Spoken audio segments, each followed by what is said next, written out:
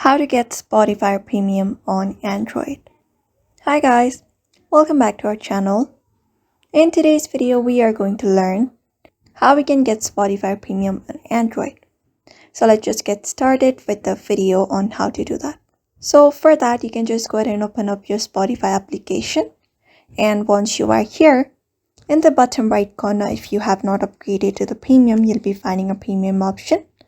You just need to go ahead and tap on it. Once tapped on it, you'll be taken to the space. So from this page, you just need to tap on this get started, but you can also look for the available plans.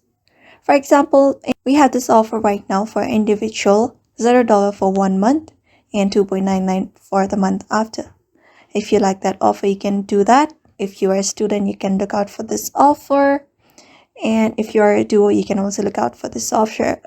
And we also have this family premium version as well. So all you need to do is go ahead and look out for the plans, and you can tap on this get started or go with this try 1 month for $0. After that, you just need to continue with Spotify, add up a payment method and purchase the plan.